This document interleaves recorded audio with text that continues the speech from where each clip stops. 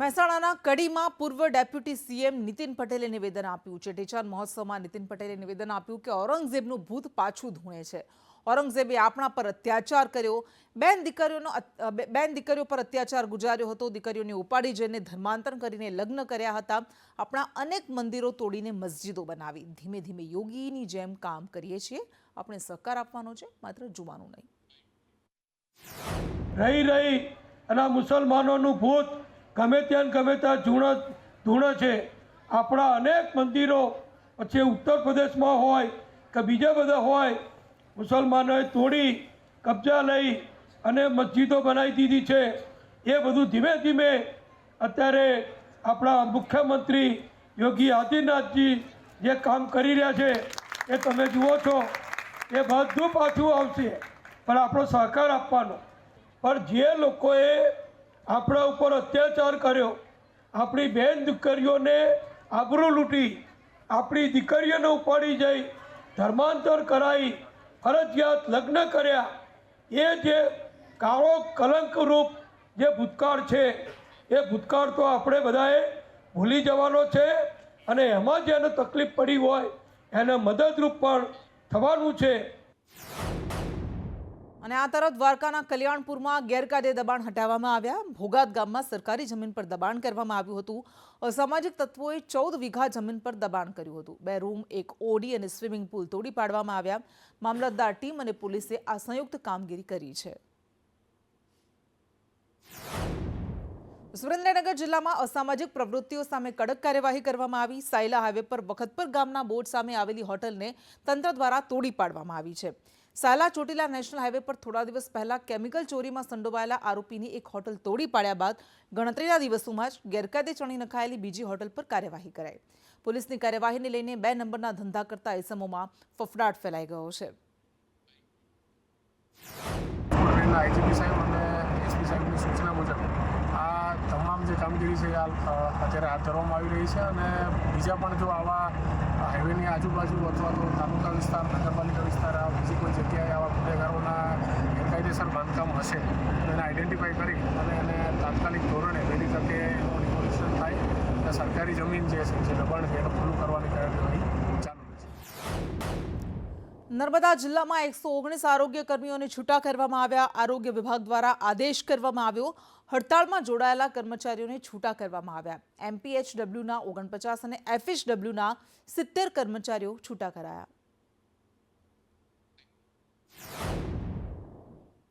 નસવાડીમાં રોડના કામમાં ભ્રષ્ટાચારના આક્ષેપ લાગ્યા છે। 15 દિવસ પહેલા બનેલા રોડની હાલત અત્યંત દયનીય થઈ ગઈ છે। શિવાલય એજન્સીએ કરેલ કામગીરી સામે સવાલો ઉઠી રહ્યા છે। એજન્સી કામગીરીમાં રીતસરની વેટ ઉતારી રહી છે તેવા આક્ષેપ લાગ્યા। 15 કરોડના ખર્ચે આ રોડ બનાવવામાં આવ્યો હતો અને એમાં ભ્રષ્ટાચારના આક્ષેપ છે। હરકોડ કુંડા પાસે 6 કિલોમીટરનો આ રોડ બનાવવામાં આવ્યો। સ્થાનિકોએ વહીવટીતંત્ર સામે રોષ ઠાલવ્યો છે। સુરતમાં ઉનાળાની શરૂઆતમાં રોગચાળો વધ્યો છે। નાના બાળકોમાં ઝાડા ઉલટીના કેસમાં વધારો થયો। સુરતના માર્ચમાં 1000 જેટલા દર્દીઓ નોંધાયા। એસએમસીના આરોગ્ય વિભાગ દ્વારા ટીમ બનાવવામાં આવી। દરેક ઝોન માટે રેપિડ એક્શન ટીમ બનાવાઈ છે। દર્દીઓને તાત્કાલિક સારવાર મળે તે માટે વ્યવસ્થા કરાઈ છે। પર્સનલ હાઇજીન અને ખાણીપીણી એટલે ખાવા પીવાની આદતો અને બહારના બજારું ખાદ્ય પદાર્થો ની કોન્ટામિનેશનની ખોરાકની પદ્ધતિને કારણે ઘણા કિસ્સામાં સ્લમ વિસ્તાર અને સ્લમ લાઇક વિસ્તારોમાં પાણીજન્ય રોગચાળાના કેસો જણાય છે। આ વખતે નાના બાળકોમાં પણ રોગની શરૂઆત જોવા મળેલી છે। દર વર્ષે આ સમયમાં ઉનાળાની શરૂઆતમાં આવા ઝાડા ઉલટી અને કમળો ગેસ્ટ્રોના કેસો આપણી જાણમાં આવે છે।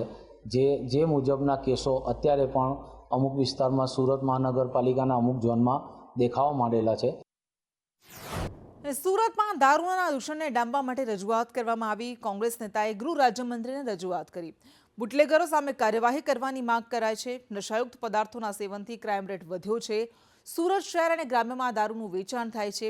દારૂ ઉત્પાદન અને હેરફેર કરાય છે તેવું કહેવાયું। કોને કેટલાને પાસા કર્યા, કેટલાને તડીપાયા કર્યા, આજે પણ એ માહિતી આપવામાં આવી નથી। પગલાં લેવાયા કે નથી લેવાયા। બાકીના જે છે 350થી વધુ બુટલેગરો એ આજે પણ ખુલ્લેઆમ દારૂ વેચી રહ્યા છે. તમે જો તાલુકે ઠેર ઠેર દારૂની હાથડીઓ આજે ખુલ્લેઆમ છે. એવું દેખાઈ આવે છે સ્પષ્ટ રીતે કે બુટલેગરોને આ વિભાગના અધિકારીઓની સાંઠગાંઠ છે અને એના આધારે આ પગલાં લેવામાં આવતા નથી એવું મારું સ્પષ્ટ માનવું છે. ફરીવાર માન્ય ગૃહમંત્રીશ્રીને મેં પત્ર લખીને વિનંતી કરી છે ગઈકાલે કે આ ફરિયાદ મેં 25/11/2024ને રોજ કરી છે. તમે જે માહિતી માગી છે એ માહિતી પોલીસ વિભાગ પાસે છે જ, તો પોલીસ વિભાગ શા માટે પગલાં લેતી નથી? અને જો એ પગલાં ન લેતા હોય તો એવા કયા અધિકારીઓ છે કે જે આ લિસ્ટેડ બુટલેગરોની સાથે સંબંધો ધરાવે છે? ડાંગમાં પ્રદેશ ભાજપ અધ્યક્ષ અને કેન્દ્રીય જળશક્તિ મંત્રી સી.આર. પાટીલના હસ્તે ભાજપના મધ્યસ્થ કાર્યાલય કમલમનું ખાતમુહૂર્ત કરવામાં આવ્યું. સી.આર. પાટીલે પોતાના સંબોધનમાં કાર્યાલય અંગે માહિતી આપતા જણાવ્યું કે આ કાર્યાલયમાં તમામ માહિતી લોકો માટે ઉપલબ્ધ હશે. સરકારની દરેક યોજનાની પણ માહિતી આ કાર્યાલયમાંથી મળી રહેશે. આ પ્રસંગે તેમની સાથે ભાજપ સંગઠન મંત્રી રત્નાકરજી અને મોટી સંખ્યામાં કાર્યકર્તાઓ પણ ઉપસ્થિત રહ્યા હતા. આવા ડાંગ ખાતે ભારતીય જનતા પાર્ટીનો કમલમ કાર્યાલયનો ખાતમુહૂર્ત આજે કરવામાં આવ્યું. કાર્યકર્તા અને શુભેચ્છક મિત્રો કે જે રીતે એમની ઉપસ્થિતિ હતી, જે રીતે એમનો ઉત્સાહ જોતા આ કાર્યાલય ખૂબ વહેલા બનવાની જરૂર હતી એવું લાગે છે.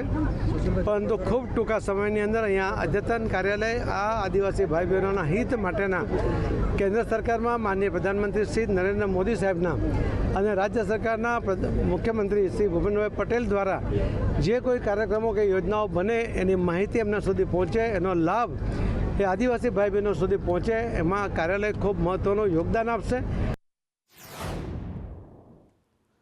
અમદાવાદના નરોડામાં ચેટીચાંદની ઉજવણી કરવામાં આવી. સિંધી સમાજના કાર્યક્રમમાં સીએમ ભૂપેન્દ્ર પટેલે સંબોધન કરતા કહ્યું કે ચેટીચાંદની સાથે ચૈત્રી નવરાત્રિની શરૂઆત થઈ. સિંધી સમાજ આફતને અવસરમાં પલટનારો સમાજ છે. સિંધથી આવીને ગુજરાતમાં ઓળખ બનાવી, ગુજરાતની પ્રગતિમાં સક્રિય યોગદાન તેમણે આપ્યું છે.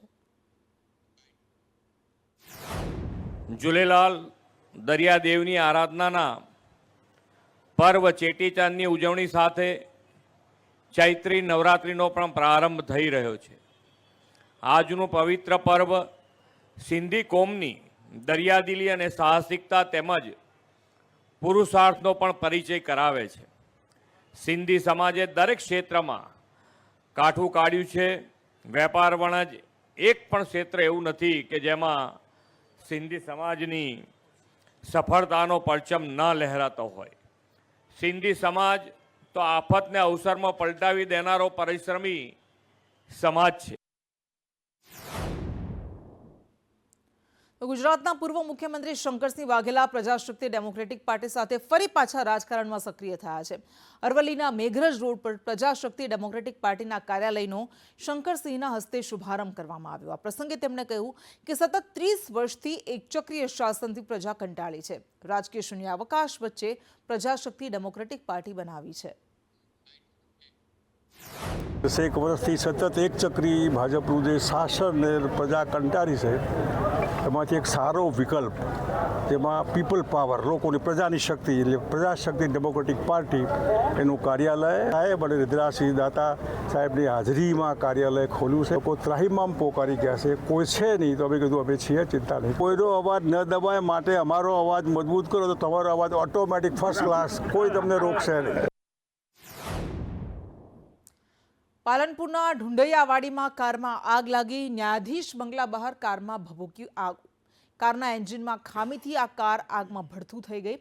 કાર ચાલક અને પરિવારનો આ બાદ બચાવ થયો છે. સદનસીબે કોઈ જાનહાનિ નથી થઈ, કોઈ ઇજાગ્રસ્ત નથી થયું. ફાયર બ્રિગેડે કારની આગ પર કાબુ મેળવી લીધો હતો. નેશનલ હાઈવે પર ટોલ ટેક્સમાં ₹5 થી 25 સુધીનો વધારો ઝીંકવામાં આવ્યો છે. પાલનપુર હાઈવે પરના ખેમાણા ટોલ પ્લાઝા પર ટેક્સ વધારવામાં આવ્યો, જે 1 એપ્રિલથી લાગુ થઈ જશે. કેન્દ્ર સરકાર દ્વારા કરવામાં આવેલા ટોલ ટેક્સ વધારાની સીધી અસર વાહન ચાલકોના ખિસ્સા પર પડશે. સરકારના નિર્ણયને લઈને સંદેશ ન્યૂઝની ટીમે પાલનપુરના ખેમાણા ટોલનાકા પરથી પસાર થતા વાહન ચાલકો સાથે વાતચીત કરી, જેમાં વાહન ચાલકોએ સરકાર આ નિર્ણય પરત ખેંચી લે તેવી માંગ કરી રહ્યા છે, તો કેટલાક વાહન ચાલકોએ આ નિર્ણય વિરુદ્ધ આંદોલનની ચીમકી પણ ઉચ્ચારી છે. ટેક્સ ચૂકવવામાં આવે છે, પણ સરકાર ખરેખર આ ગાડી ખરીદતી વખતે પણ ટેક્સ લે છે અને હવે નવું લાયા છે ટોલ ટેક્સમાં. ટોલ ટેક્સમાં આટલા દિવસ 2490 રૂપિયા લેતી હતી અને હવે 2580 રૂપિયા લે, એટલે દર મહિને અમારે 90 રૂપિયા વધારે ચૂકવવા પડે છે.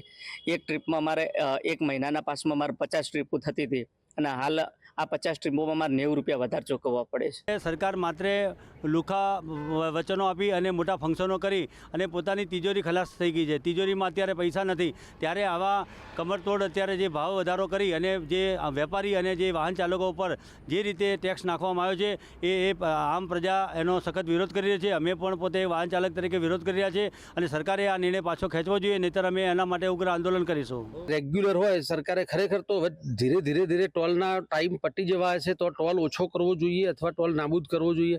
તો છતાં પણ દર વર્ષે એનો ટોલનો ભાવ વધારો કરતા રહે. જે અત્યારે જે નાની ગાડીઓ, હવે ગાડીઓની સંખ્યા પણ વધી છે તો સરકારને આવક તો વધારે થાય જ છે. તો એ પ્રમાણે સરકારે ખરેખર જે આ ટોલ ટેક્સ છે એ ધીરે ઓછો કરી નાના વાહનોને તો ખરેખર રાહત આપવી જોઈએ.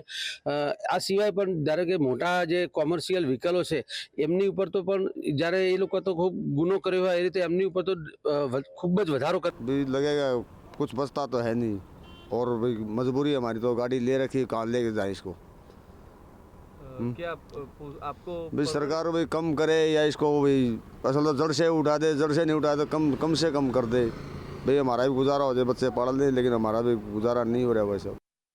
સરકારી કચેરીઓ, વિભાગો, અધિકારીગણ, કર્મચારીગણ સહિત આબાલવૃદ્ધ તમામ નાગરિકો તેમના સ્વાસ્થ્ય માટે જાગૃત બને અને સ્વસ્થ ગુજરાત, સમૃદ્ધ ગુજરાતનું સ્વપ્ન સાકાર કરે તે માટે અનેકવિધ પ્રયત્નો કરવામાં આવી રહ્યા છે અને સન્ડે ઓન સાયકલના કાર્યક્રમ થકી નાગરિકો સાયકલ ચલાવવા પ્રત્યે ઉત્સાહિત થાય તેવું આયોજન જૂનાગઢમાં કરવામાં આવ્યું. જૂનાગઢમાં ગિરનાર દરવાજાથી ભવનાથ તળેટી દામોદર કુંડ સુધી સાયકલ રેલી યોજાઈ, જેમાં કેન્દ્રીય મંત્રીની સાથે અનેક લોકો જોડાયા હતા. આ અભિયાનમાં આબાલવૃદ્ધ સર્વે નાગરિકો ઉત્સાહભેર જોડાયા. મોદીજીની ફિટ ઇન્ડિયા મૂવમેન્ટને આગળ વધારવા માટે દરેક સન્ડે સાયકલનો કાર્યક્રમ યોજાય છે. સન્ડે ઓન સાયકલ સમગ્ર દેશમાં એક મૂવમેન્ટ બની ચૂકી છે. આજે 5000થી વધારે સ્થાનો પર દેશના યુવક, બહેનો અને મોટી ઉંમરના લોકોએ પણ સાયકલિંગ કરીને ફિટ ઇન્ડિયા માટે થઈને સંદેશો આપ્યો છે. ઓબેસિટીમાંથી મુક્તિ મેળવવા માટે પણ સાયકલિંગ એ બેસ્ટ માધ્યમ છે. ગિરનાર તળેટી છે, અહીંયા ફિટ ઇન્ડિયા ફિટના દિવસે હજારો લોકોએ સાયકલિંગ સ્પર્ધામાં પાર્ટિસિપેટ કરેલું છે અને પોતાની ફિટનેસને બતાવી છે. આજે જે સાયકલિંગ કરેલું છે એ દર્શાવે છે કે સાયકલિંગ તમારે રોજ કરવું જોઈએ.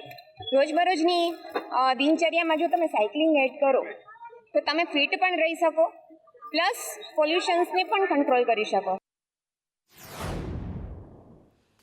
યાત્રાધામ પાવાગઢમાં ભક્તો માટે અન્ન ક્ષેત્રનો પ્રારંભ થયો. ભક્તોને સવારે ચા, નાસ્તો અને બપોરે ભોજન આપવામાં આવશે.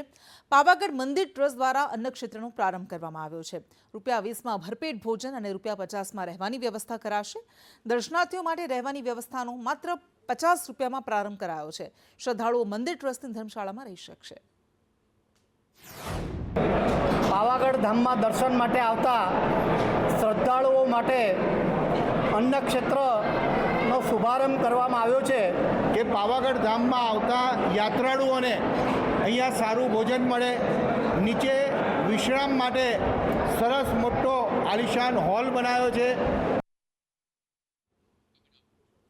અને ચૈત્રી નવરાત્રિના આરંભ સાથે જ દેશના વિખ્યાત મંદિરોમાં શ્રદ્ધાળુઓનો જમાવડો જોવા મળી રહ્યો છે. સવારથી જ મંદિરોમાં શ્રદ્ધાળુઓએ દર્શન અને પૂજા અર્ચના માટે કતારો લગાવી.